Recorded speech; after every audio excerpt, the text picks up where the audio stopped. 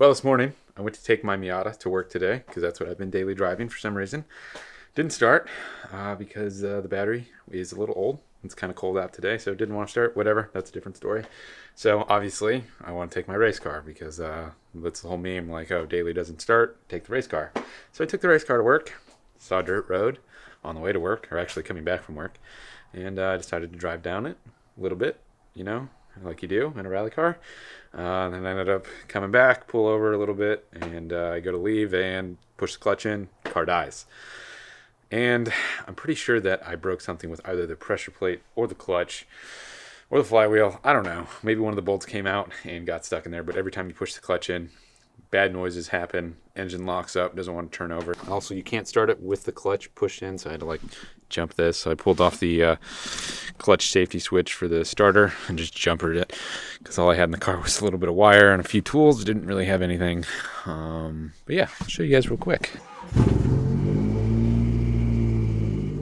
So everything's fine now, and clutch gets pushed in, bad noises start. So yeah, bad noises, we're not going to let it do that anymore. I'm not going to push the clutch in, don't want to cause any more damage.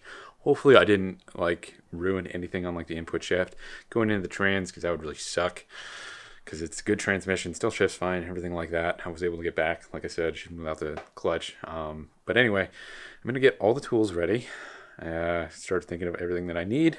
Then we're just going to set a timer and see exactly how long it takes me. I'm thinking like an hour and a half, but I don't know. It might take me a little longer. I'm kind of slow with this. Okay, so I just went through, kind of gathered up some of the tools from memory of what that I'll actually need to disconnect. So I've got to pull the front wheels off, so we got that set up. I don't think I need the pliers, but just in case, I don't want to have to dig for them. And then random assortment of sockets, 19, 17, 14s, 12, and 10. That's pretty much every size on this car. There's really nothing else except for the 13s that I added, because that's what size it is. If you get M8 bolts, there's 13s for some reason. Then we got random half-inch wrenches with assortment of extensions, just in case. 3/8 are going to be the most important. Those extensions are really important to get all 8 of the transmission bolts that are going into the bell housing. And then we got 19, 17, and 14, 13, 12, and a 10. Wrenches, and these are just for random stuff that we'll run into. I don't really think I will need that many of them, but just in case we got to pull the tie rods or anything like that. Also have the pickle fork. Hopefully we don't have to do that and mess those up because they're brand new. We're going to start the timer as soon as I get the jack in place and we start jacking it up. All right, everything's set up and we will begin.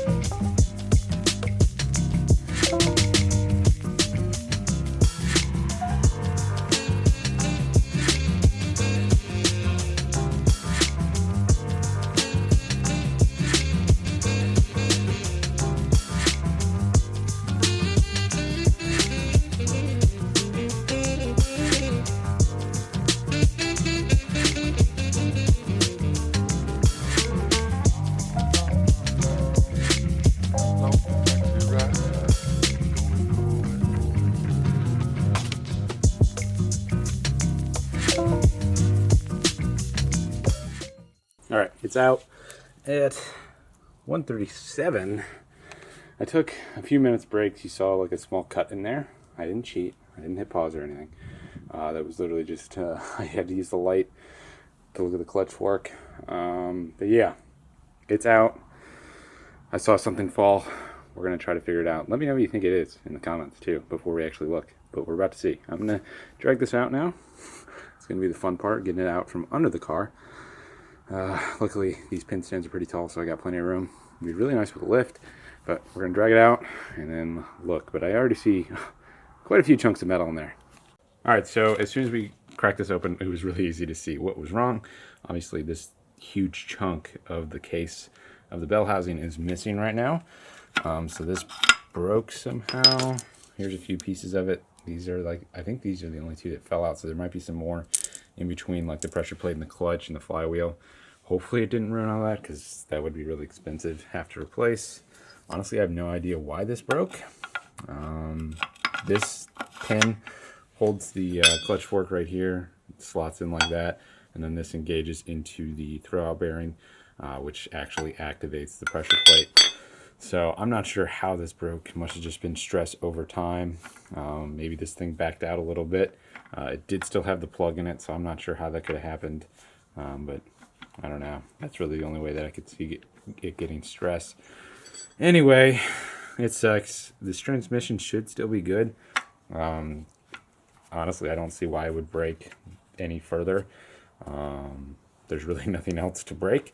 So I'm still going to reuse this transmission as long as all of it's fine, which it should be. Now I just got to see if I can reuse the flywheel, pressure plate, and clutch. All right, I am awkwardly shoved in this tiny crevice where the transmission went. But here's what the pressure plate looks like currently. As you can see, super gouged up in some of these areas. A lot of this is really ground down from, obviously it has to spin. So I don't know, hopefully it's not permanent damage, because this is new. It literally has like 1,200 miles on it, and probably a little more, but not very much at all. So gonna pull this out, and then we'll inspect all of this stuff, and hopefully we don't have to replace it. So I checked them out. I think I'm just gonna replace the throwout bearing in here. There's no need to do anything else. The pressure plate looks fine, clutch looks fine. Like I said, that should be fine. The transmission, I really can't see why that broke. I don't know. I guess something made it happen. I'm going to make sure that there's no more pieces that are about to break off. Probably clean up those edges a little bit. Get all the metal shavings out of the bell housing. And then clean it all up, throw it back together. But I am going to fix this shifter bushing right here.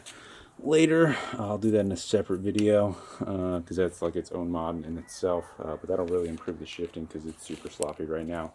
Because Subaru made this bushing pretty much irreplaceable because of the fact that it has like this giant rivet going through it, whereas all the other ones are bolts. So not sure why, but there's a mod that you can do to replace that bushing, and it makes the shifting so much better in 5 speeds. So while we're waiting for all the parts to arrive, so I ordered the throwout bearing as well as that shifter bushing. Can't install any of this until then.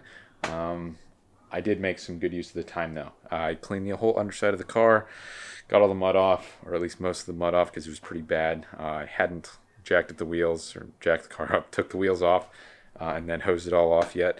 I did do like the rough cleaning of it right after the rally, but I didn't do a very good job. So I did a pretty good job doing that. I also checked the rear end because things felt loose, and that's because things were loose. 2 of the bolts, the large bolts going through the entire knuckle assembly, holding on both of the lateral links in the rear Subaru design, because it's got like the 2 transverse links and then the 1 trailing arm link. So the large bolt that's like 11 inches long was actually loose, so on both sides too. I'm not sure how that happened, but I started to feel the car like wobbling a little bit, like I was saying, on the road. So that was bad. I'm really glad that didn't come out or we lost the link or anything like that. That would have been really bad if that happened, but it was just like barely loose, but enough to give a lot of play into both of the rear wheels. So they were just changing toe however they wanted because of that. So pretty sketchy. Glad nothing bad happened, but we're going to work on the exhaust since I got to fix a few more things, and I've got plenty of time to do it. Here's the exhaust we got to fix. So obviously we ripped this exhaust in half right here at the merge collector, like right at the end on whatever it was, like the second waste management stage. Hit a huge rock, ripped the exhaust off, and this is what happened when I tried to fix it. So this was underneath the car, using a generator to weld. I really couldn't get good penetration because it was so dirty and I couldn't clean it up at all, and I could barely get at it. It was like a nightmare trying to weld this in the car. As you can see, it's super boogery. It's probably the worst welding I've ever seen. And then I welded these bolts on there to try to get a little more strength so it wouldn't just re-rip.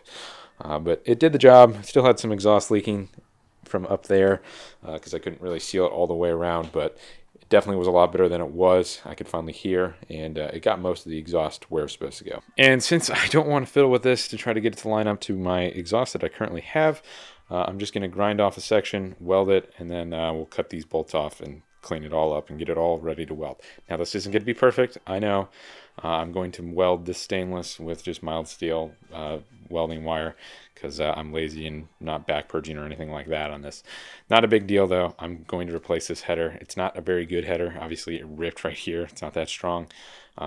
And I also don't like how low it sits. I'm planning on getting like a turbo header, throwing that on here, and then making a custom exhaust that'll like route over the axle so I can get this much higher and tucked up closer to the car. And I don't have to worry so much about ripping it, putting holes in it or anything like that, because it's not going to be the lowest part on the car like this is currently.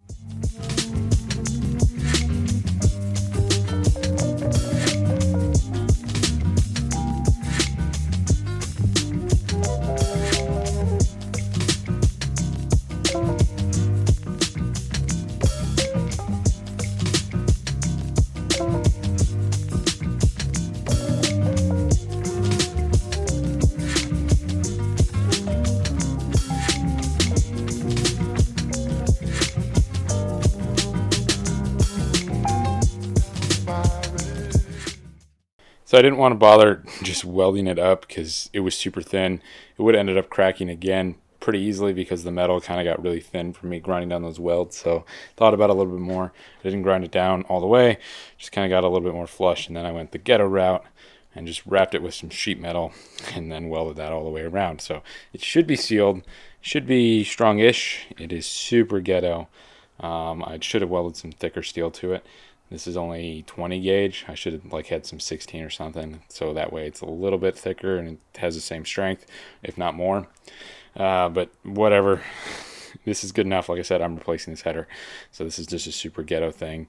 Eventually, when I have money, this will get replaced. All right, I got my parts in. So this is the new throwout bearing. It is much better than the old one. The old one was definitely a good thing that I got this and replaced it because it was going to go bad eventually. That one was like kind of like oval as it was rotating, definitely out of round. And then I replaced this bushing. That was in a different video. You have to see that to watch it because that's how I am, obviously, all about the views. But this is the old bushing. Shifting was terrible before, as you can tell. It's a noisemaker. Now, look at that. Look at that. It doesn't even move. It's awesome. So shifting should be super crisp now. And hopefully a lot less misshift. Maybe I won't put it in third instead. 20. And almost blow up my engine. Surprised I didn't, but I didn't, which was good. But now comes the fun part. Putting all this back in the car. It's always easy to take it apart.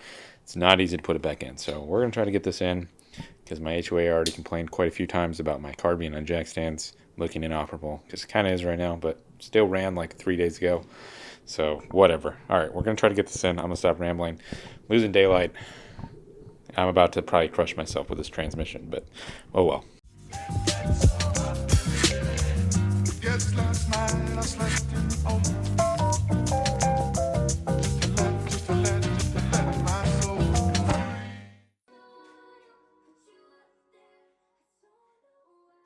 Well, magically, the transmission is inside.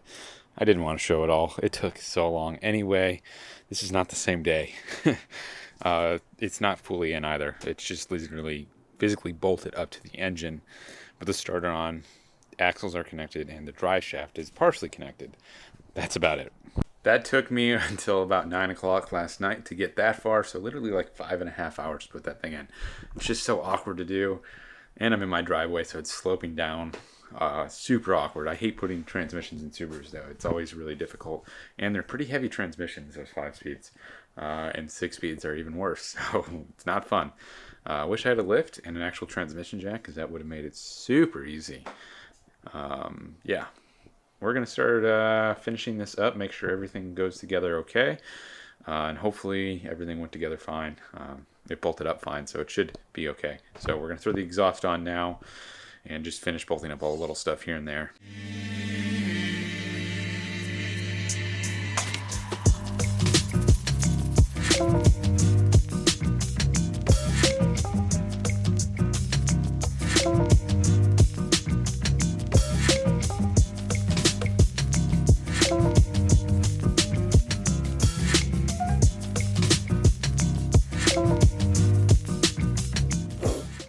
All right, this thing is all buttoned up, and I just need to throw some coolant in there because I accidentally knocked off the radiator hose, the lower radiator hose, while I was putting the transmission in.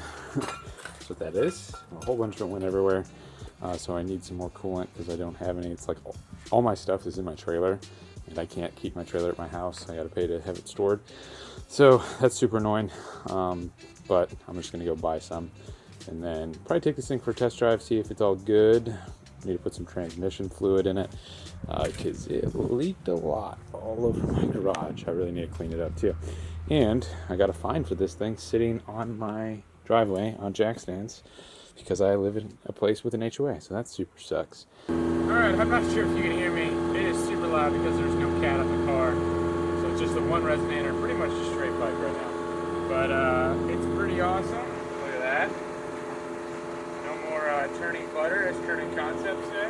Car's running good. It was having some issues because it was in limp mode because of the vehicle speed sensor. So pretty much the mile per hour sensor that's in there. So the speedometer wasn't working, and it was causing the car to go into limp mode. I had no idea that that had any effect on it, but we'll talk when you can actually hear me. All right, guys, I'm going to end the video out because I never did before. Obviously, I have some facial hair now. Kind of weird all of a sudden. Didn't have that, but it had been a couple weeks. Never ended it.